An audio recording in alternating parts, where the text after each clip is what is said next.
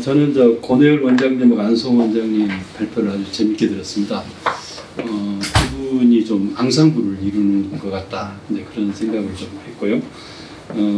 권혜열 원장님은 이제 디지털적인 좀 그런 느낌을 저는 감정으로 좀 받았고, 안성호 원장님은 굉장히 이 시대에 좀 아날로그적인 그런데 그런 식으로 발표를 하셨는데, 전달은 역시 아날로그적으로 좀 하는 게 좀 잘 되는 것 같아요. 우리 이게 그 AI 시대까지 이제 우리가 살다 보니까 더욱더 좀 인간적인 그런 부분이 좀 더 강조되고 더 필요하지 않나, 그런 의미에서 이제 직접 그 참정제 이걸 얘기하신 게 전 평상시에도 이제 굉장히 공감을 많이 했었습니다만, 오늘 좀 더 다듬고 학문적으로 배경을 가지고 얘기해 주셔서 공감한 바가 좀 많았고요.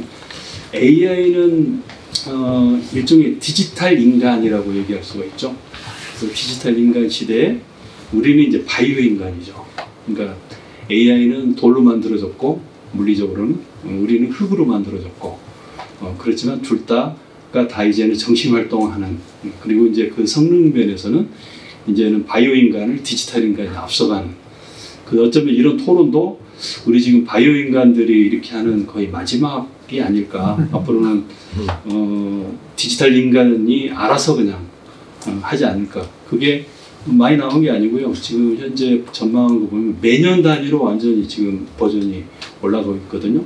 그래서 뭐 여러 가지 AI의 부작용, 뭐 문제점도 오늘 또 이제 얘기를 하셨지만, 그 자체가 이제 바로 극복의 대상이 돼서 거의 한 3년 정도면 뭐 할루시에이션이니 뭐 여러 가지 현 AI의 문제점, 그런 것들이 극복된 게 나오지 않겠나 지금 이제 그렇게 전망이 되고 있어서, 제가 뭐 제 얘기가 좀 농담처럼 좀 들렸겠습니다만 꼭 농담이 아니다. 이건 지금 진실을 우리가 마주하는 상황이 좀 되고 있지 않나. 그래서 이따 그 권혜열 원장님 것은 제가 이따 제 발표를 해서 좀 말씀드리겠고요. 저는 그 안성호 원장님 발표한 내용도 제 나름대로 좀 토론을 좀 짧게 좀 하겠습니다. 그 규모의 문제가 좀 있는 것 같아요. 그러니까 굉장히 성공적인 그런 케이스들을 많이 얘기해 주셨는데, 이제 가장 성공적인 게 스위스 사례 아니겠습니까? 그래서 캔톤, 이렇게 보면 이제 약 10,000명 뭐 이 정도인데, 우리 한 500명 정도 수기 민주정 해도 그 정도밖에 못 하는데, 10,000명 규모로 과연 우리가 할 수 있을까? 이제 그런 의문도 있는데, 결국 이게 되려면 좀 작은 단위에서 해야 되지 않나. 거의 좀 약간 큰 마을 단위에서 하는 거지 않습니까? 그래서 국가적 단위에서 뭐 캔톤을 할 수는 없는 것 같고, 그래서 작은 단위로 할 때 이게 좀 잘 되는 것 같다. 직접 참정제가. 그러니까 중요한 건 참여율 같아요. 이게 한 1% 이렇게 되면, 우리 여러 번 경험했지만 꼭 태극기 부대만 있는 게 아니라 민주당 쪽에도 당연히 그런 부분이 있을 수 있거든요. 그래서 아주 소수가 어떤 종교적으로나 아니면 특정 신념으로 뭉치면은 다수를 압도하고 마치 대표하는 것처럼 되는 그 부작용을 그래서 많이 우려하는 거 아니냐. 근데 그걸 어떻게 극복할까 생각해보면, 작은 단위에서 할 경우는 참여율 자체가 굉장히 높아지기 때문에 그게 이제 그 의미가 없게 됩니다. 그러니까 가짜 뉴스만 힘을 발휘 못하는 게 아니라 그런 식으로 특정 소수 세력이 다수를 지배하는 그런 일종의 디지털 폭력이죠. 아니, 꼭 디지털 필요는 없습니다만, 그런 어떤 민주정을 왜곡하는 그걸 많이 극복할 수 있지 않느냐. 결국은 참여율이 관건이다. 그러면 좀 큰 단위는 어떻게 할 거냐. 국가급이나 이런 경우. 그건 수기민주정이 더 맞는 것 같습니다. 그러니까 뭐냐면 대표자를 엄선을 하는 과정이 좀 필요하다는 거죠. 그걸 예를 들면 국회든 어디든 행정부든 이런 대의정이 해야 될 일 중에 하나가, 대의민주주의가 해야 될 일 중에 하나가 이런 수기 민주주의의 후보를 공정하게 잘 선발하는 것. 그래서 그렇게 두 개로 나눠서 접근을 한다면, 우리가 뭐 그 개헌 문제가 됐든 아니면 저기 지자체 단위의 굉장히 작은 문제가 됐든 양쪽 다 직접 그 참정제 이걸 도입할 수 있지 않을까. 그래서 그런 쪽으로 좀 더 연구를 좀 해주시면 좋겠다는 생각이 듭니다. 그럼 제 준비한 내용을 좀 짧게 말씀 좀 드리겠습니다. 저는 크게 청와대하고 정부 쪽 그렇게 이제 AI 가버넌스를 얘기할 수 있다고 생각합니다. AI 시대 가버넌스에서 1번에 그 한 게 이게 제가 AI 통해서 요약한 겁니다. 그러니까 제가 저 권오열 원장님 발표문을 쭉 보면서 굉장히 균형적이다, 또 종합적이다, 그런 느낌을 받았는데 이걸 그대로 제가 챗GPT한테 물어봐도 비슷하게 그걸 좀 얘기를 해주거든요. 그래서 의외로 할로시에이션이나 이런 일부 부작용이 있지만 그냥 물어볼 때는 굉장히 종합적으로 현재 나와 있는 모든 데이터를 잘 정리하기 때문에 집단지성, 이 팀 지니어스를 볼 수가 있습니다. 그래서 그건 기본으로 하고 그 다음에 이제 우리 의견을 가미하는 식으로 가는 게 좋겠습니다. 그래서 제가 2번, 3번은 그래서 아날로그식으로 제가 접근했다. 이건 제가 AI 도움 받지 않고 AI 그 한계가 바로 이제 이런 날카로움이거든요. 그래서 그렇게 했다는 말씀 좀 드리고요. 그래서 청와대는 이미 이제 이번에 발표가 됐는데 여기 연구정책 부분은 좀 오타 같아요. 실은 인구정책 비서관인 것 같습니다. 그래서 너무 급히 하다 보니까 너무 좀 길고 좀 그런데 그냥 줄여서 미래수석 혹은 이제 이거에 대해서 과학기술기 우려가 많거든요. 보수 정부는 항상 하면 과학기술 수석이나 뭐 미래 전략 수석 뭐 이런 식으로 과학기술을 강조하는데 진보 정부는 항상 과학기술하면 비서관급 맥시멈 해봤자 아니면 과학기술 보좌관 차관급이라 해도 굉장히 비서관급보다 못한 그런 조직만 두는 그래서 과학기술계를 좀 경시한다. 이건 좀 뜻하지 않는 그런 지금 비판이 좀 있어요. 그래서 이번 청와대 아마 이거 조직하는 분들이 워낙 급히하다 보니까 그까지 생각을 안 한 것 같은데 저는 굉장히 뿌리 깊게 보거든요. 그 과학기술계를 무시하는 거. 근데 우리 유권자의 대략 1,500만에서 2,000만 명 정도가 과학기술계 혹은 이공계 혹은 뭐 상고, 농고, 공고까지 포함한다면 이제 이런 성향을 갖고 있습니다. 그래서 보수당은 이 중요성을 잘 알고 뭐 비례를 하더라도 1번은 반드시 과학기술계를 합니다. 여성일 뿐만 아니라 과학기술계 하는데 민주당 그런 적이 없어요.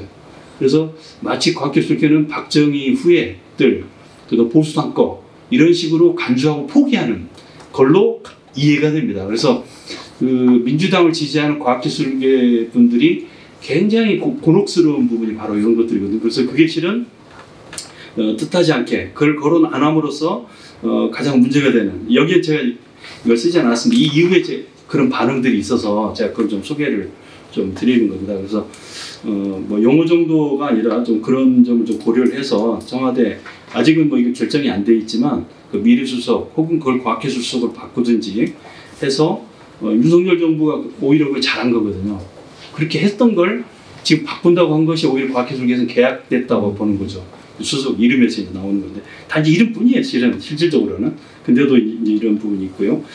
넘어가겠습니다. 그리고 이제 정부 쪽에서는 현재 이제 권오열 원장님도 얘기하셨다시피 이제 국가인공지능위원회가 이미 있어요. 근데 뭐 별로 뭐 내용이 없다 뭐 그렇게 평가를 하셨는데 저는 좀 이 부분은 다르게 봅니다. 기본 틀은 저는 괜찮다고 봐요. 제가 국가인공지능위원회 관련된 법령을 한번 세세히 봤거든요. 근데 장관급 6명이 있고요. 그리고 미래수석도 위원이고, 그 다음에 이제 민간 위원을 위촉직으로 많이 이제 했더라고요. 그래서 기본 틀은 잘 돼 있다. 그래서 실용적인 이재명 정부에서 시간도 없는데 굳이 이거 뭐 많이 바꾸려고 하지 말고 이거 제가 볼 때 이 틀은 그대로 가져가도 아무 문제 없을 것 같아요. 그리고 여기에 그 업무 범위도 아주 적절하게 잘 돼 있어요. 제가 볼 때는 고칠 거 하나도 없습니다. 그냥 운영만 잘 하면 될 것 같고요. 그래서 여기를 컨트롤 타워로 잘 활용하면 됩니다. 왜냐하면 여기 위원장이 대통령이에요. 그렇기 때문에 대통령이 위원장을 할 수 있는 게 많지 않거든요. 그래서 그 정도면 된 거 아니냐. 그래서 이거 제도를 탓할 건 아닌 것 같다. 그래서 이 기구는 이거 있기 때문에 여기에서 정책 조정은 잘하면 되고, 그리고 여기 수석이 들어가지, 그 다음에 이거 운영 간사가 또 AI 비서관이 할 거지. 그러면 된 겁니다. 그래서 청와대 할 일이 이 정도고, 저도 뭐 청와대 4년 근무해봤지만 청와대가 다 하지 않거든요. 청와대가 모든 걸 다 한다고 너무 걱정들 많이 하시는데 결국은 부처 중심으로 가야 돼요. 그래서 중요한 게 저는 부처라고 봅니다. 그래서 부처는 현재 이제 과기정통부 이렇게 돼 있는데, 그래서 지금 차관급이 사실상 이제 우리나라의 지금 정보통신의 리더입니다. 그래서 이 부분은 우리가 AI 정부답게 AI가 중요해졌기 때문에 대만처럼 디지털 장관이 필요하겠다. 그래서 이름을 필요하다면 디지털 진흥부 정도 그렇게 해서 차관급을 업그레이드하면서 여기에 과거에 그 정보통신부를 부활하는 거죠. 그건 굉장히 좋은 구조였거든요. 그게 됐기 때문에 김대중 정부에서 IT가 이렇게 성공할 수 있었다. 그래서 이건 제가 길게는 않겠습니다만 산업부나 다른 부한테 맡겨서 될 수 없는 그런 굉장히 독특한 DNA가 있습니다. 성격이 완전히 달라요, 사실. 에너지나 산업하고는 다른 이 IT는 그런 속성이 굉장히 빠르고요. 속도나 이런 거 비교해봐도 10배 이상 빠르고, 그 다음에 그리고 그 굉장히 첨단 기술이 중요하고 또 여기에 맞는 독특한 또 문제들이 많이 있습니다. 그래서 이걸 과거 정보통신부가 잘 해왔어요, 실은. 그걸 그 이명박 정부에서 그걸 잘못하면서 그걸 없애면서 산업부한테 이렇게 넘어갔는데 그걸 AI 이 부처로서 이렇게 새로 탄생하는 거 이게 저는 이재명 정부가 할 수 있는 가장 큰 일이라고 생각합니다. 그래서 그 논의가 너무 없는 게 기후에너지부만 지금 얘기가 있는데 저는 지금 세계를 바꾸고 있는 게 세 가지거든요. 세 가지 메가 트렌드라고 우리가 얘기를 하는 건데 그게 이제 디지털 전환, 에너지 전환, 그다음 휴먼 전환 이렇게 세 가지예요. 그래서 휴먼 전환 부분이 이제 BT고, 그 다음에 디지털 전환이 IT고, 그 다음에 에너지 전환이 그 ET고, 그래서 IT, PT, ET 이 세 가지인데 이건 각각 부처를 하나씩 반드시 만들어서 혁신의 주도권을 줘야만이 여기에 딴 데 물타기 돼가지고 제대로 혁신이 안 되는 문제를 해결할 수 있다. 그래서 되게 정보부처 새로 만든다고 뭐 낮은 게 별로 없거든요, 대개는. 그러나 이건 좀 다르다. 이건 워낙 성격이 세 개가 다 다르고 딴 데 묻혀서 될 일이 아니고, 그래서 이것만 제대로 리더십을 세워줘도 이 부분을 주도로 하는 산업혁신이 일어나고, 그러면서 뭐 AI 부분만 세계 3대 강국이 아니라 ET하고 BT 부분도 우리가 세계 10위권 안에 들어오면서 이재명 정부가 글로벌 G7이 2030년이 되는데 큰 주도 역할을 할 수 있을 것이다.